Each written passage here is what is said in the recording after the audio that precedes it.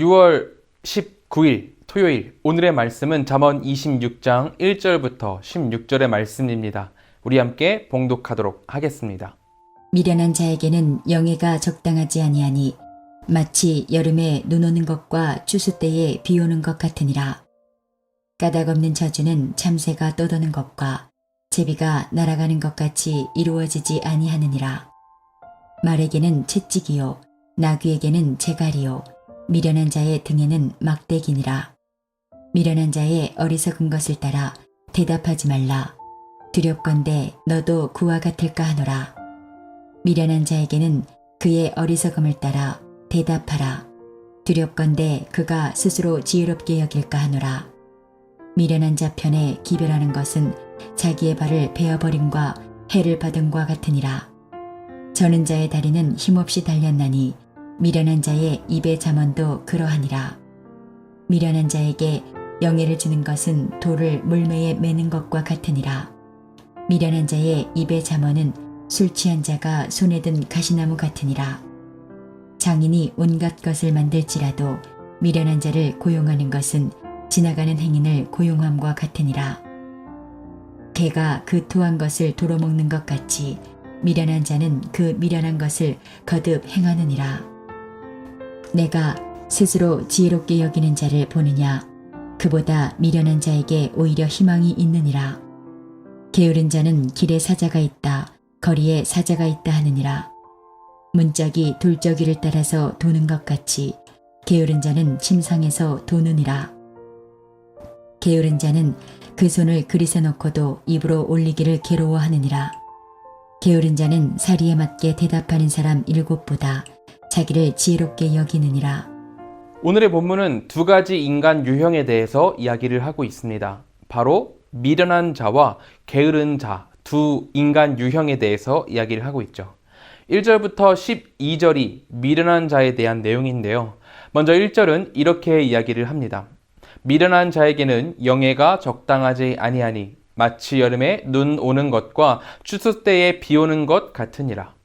이 구절은 미련한 사람이 영예를 얻는 것, 그러니까 미련한 자가 높은 자리에 앉게 되는 것에 대한 주의를 주고 있습니다. 이스라엘 지역은 본래 여름에 절대로 눈이 오지 않고 추수 때에는 건기를 맞이해서 비가 내리지 않습니다. 그런데 이상하게 여름에 눈이 오고 추수 때에 비가 오는 이 비정상적인 엉망진창인 결과와 같은 게 미련한 자가 공동체의 리더가 되는 것이라고 이야기를 하고 있는 겁니다. 징계와 훈계의 회초리라도 받아서 자신이 해야 할 일을 알아야 할 그 미련한 자가 도리어 지위와 권한을 맡고 있으니 공동체 전체가 미련함의 늪에 빠지는 그 악순환이 일어나게 된다는 거죠. 그러므로 우리 안에서 리더를 세울 때에 저 사람이 지혜롭고 성실한 자인지 아니면 미련한 자인지를 분별해내는 우리 개개인의 지혜가 필요할 것 같습니다. 잠언은 6절을 통해 미련한 자를 계속해서 비판합니다. 미련한 자 편에 기별하는 것은 자기의 발을 베어버림과 해를 받음과 같으니라. 성경은 우리가 중요한 자리에 미련한 자를 두면 안 되듯이 중요한 소식을 미련한 자에게 맡기는 것도 매우 위험한 일이라고 말을 하고 있습니다.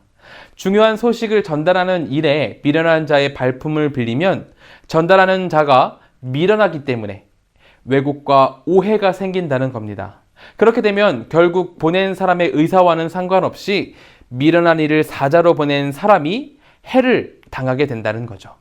그러므로 중요한 일에는 미련한 자를 합류시키지 않는 것이 지혜일 수 있다고 성경은 말을 합니다. 10절은 이렇게 이야기를 하죠. 장인이 온갖 것을 만들지라도 미련한 자를 고용하는 것은 지나가는 행인을 고용함과 같으니라.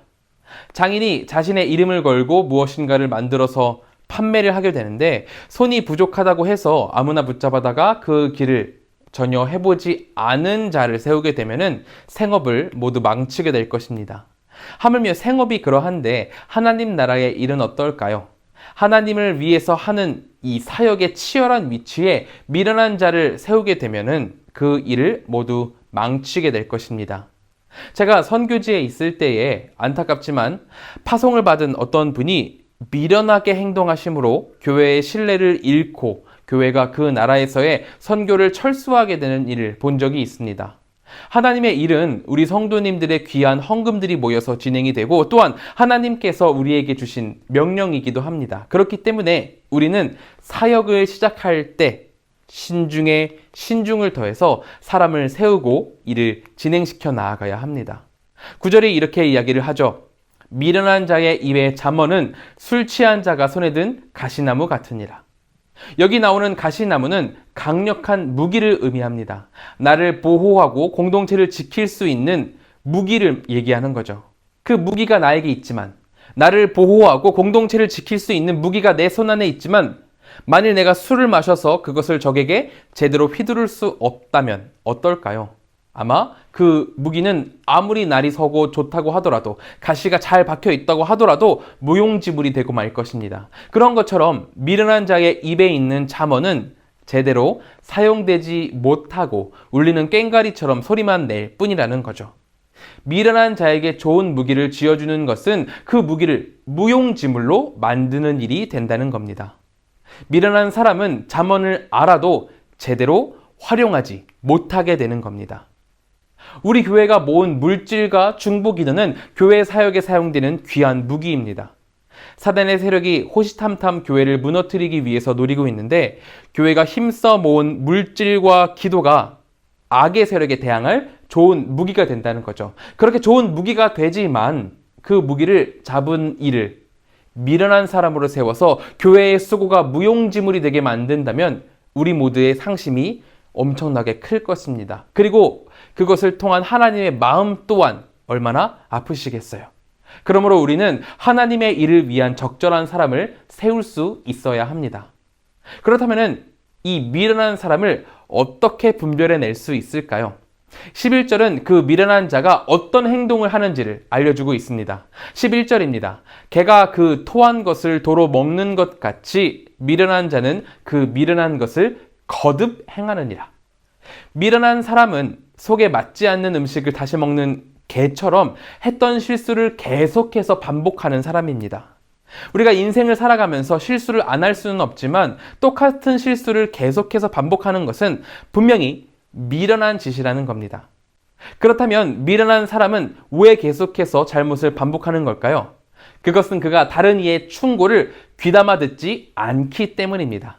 결국 미련한 자는 그 근본에 교만함이 있다는 거죠.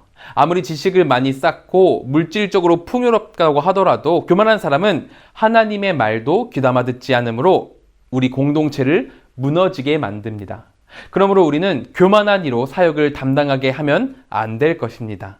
그리고 나 자신 또한 이렇게 미련하게 행동하는지를 뒤돌아보고 회개하며 공동체를 바르게 세워가도록 노력해야 합니다. 본문은 이제 13절부터 16절까지 게으른 자에 대해서 이야기를 하고 있습니다. 13절입니다. 게으른 자는 길에 사자가 있다, 거리에 사자가 있다 하느니라. 게으른 자는 말도 안 되는 핑계로 집안에서 게으름을 피웁니다. 바깥에 사자가 있다는 허황된 핑계를 대면서 움직이지 않는 거죠. 위에 미련한 자의 이야기에서와 같이 16절은 그러한 사람들을, 이 게으른 사람들을 교만하다라고 이야기를 하고 있습니다. 16절입니다. 게으른 자는 사리에 맞게 대답하는 사람 7보다 자기를 지혜롭게 여기느니라. 게으른 자는 자기가 옳다고 생각하기 때문에 사리 판별이 분명한 7명의 사람들보다 자신을 더 지혜롭게 여긴다는 겁니다. 그러므로 미련함, 게으름, 이 모두 교만한 사람의 특징인 거죠. 땀방울의 가치를 무시하고 그렇게 열심히 살지 않아도 어떻게든 되겠지 하면서 미련한 소신을 갖고 있는 사람들, 그런 교만한 사람들, 그 모든 사람들을 우리가 분별해낼 수 있어야겠습니다. 문제는 그것이 하나님께서 주신 명령에까지 영향을 미쳐서 사명을 무시하고 은혜를 귀하게 여기지 않는 게으름과 미련함이 나와 우리 공동체 안에 있을 수 있다는 겁니다. 이것을 우리가 경계하면서 나와 공동체가 지혜롭게 행동할 수 있도록, 하나님의 백성답게 행동할 수 있도록 함께 간구하기를 소망합니다. 이것을 위해서 우리가 함께 간구할 때에 하나님께서 우리를 지키시고 미련한 자가, 그리고 게으른 자가 우리 공동체에서 없어지도록, 내가 미련하고 게으르지 않도록 하나님께서 인도해 주실 것입니다. 우리가 이것을 신뢰하며 기도합시다. 우리 이 시간 같이 기도하실 때에는 미련하고 게으름으로 인해서 하나님의 일을 그르치는 내가 되지 않도록 하나님 도우소서라고 기도할 수 있었으면 좋겠습니다. 또한 한국과 세계를 위해서 기도했으면 좋겠습니다. 인도의 코로나 문제와 미얀마의 사태, 그리고 한국의 사회, 경제, 문화, 정치, 코로나 모든 것 가운데 주님의 회복이 임하기를 기도해 주시기 바랍니다. 또한 필리핀의 정성호 김선자 선교사님을 위해서 기도하기를 바랍니다.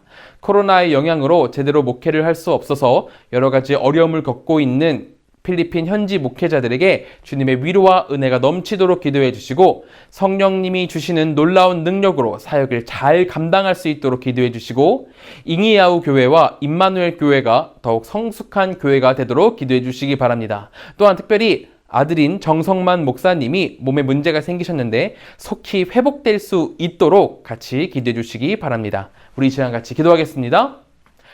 사랑이 많으신 하나님 감사합니다. 우리가 이 시간 주님께 기도드립니다. 주여 미련하고 게으름으로 인해서 하나님의 일을 그르치는 내가 되지 않도록 주님 붙들어 주시고 인도하여 주시옵소서. 또한 한국과 세계를 위해서 우리가 기도합니다. 인도의 코로나 문제와 미얀마의 사태, 그리고 한국의 사회, 경제, 문화, 정치, 코로나의 모든 것 가운데 주님의 회복이 임하길 소망하오니 주여 붙들어 주시옵소서. 그리고 필리핀의 정성호 김선자 선교사님을 위해서 기도합니다. 코로나의 영향으로 제대로 목회를 할 수가 없으셔가지고 여러 가지 어려움을 겪고 있는 현지 목회자들이 있습니다. 그분들에게 주님의 위로와 은혜가 넘치도록 하여 주시옵소서. 성령이 주시는 놀라운 능력으로 사역을 잘 감당할 수 있도록 인도해 주시고 잉이야오 교회와 임마누엘 교회가 더욱 성숙한 교회가 되도록 인도하여 주시옵소서. 특별히 아들인 정성만 목사님이 몸에 문제가 생기셨습니다. 하나님께서 이것을 속히 회복시켜 주시고 붙들어 주시옵소서. 하나님 도와주시옵소서. 주님께서 인도하여 주시옵소서. 제가 기도함으로 마치도록 하겠습니다. 사랑과 은혜가 충만하신 하나님, 이 시간 우리가 주님께 기도드립니다. 하나님, 우리가 게으름과 미련함으로 하나님의 일을 그르치지 않도록 주여 붙들어 주시옵소서. 하나님의 아래에서, 하나님의 은혜 아래에서 하나님의 백성답게 살아가는 우리가 되도록 주여 인도하여 주시옵소서. 필리핀의 정성호 김선자 선교사님을 위해서 기도합니다. 두 선교사님께서 필리핀에서 사역하실 때에 주님의 큰 축복 아래서, 주님의 형통함 아래서 사역할 수 있도록 하나님께서 인도하여 주시고 현지 목회자분들을 붙들어 주시고 아들인 정성만 목사님을 속히 회복시켜 주시기를 간구하오니 하나님 도우시옵소서. 우리 성도님들 이제 세상으로 나아갑니다. 그 모든 발걸음 가운데 주님과 함께 동행하게 하여 주시고 주님과 같이 걸어감으로 주님의 백성답게 살아가는 우리 성도님들 될 수 있도록 주님께서 붙들어 주시옵소서. 하나님께서 언제나 함께 하실 것을 믿으며 예수님의 이름으로 기도드립니다. 아멘.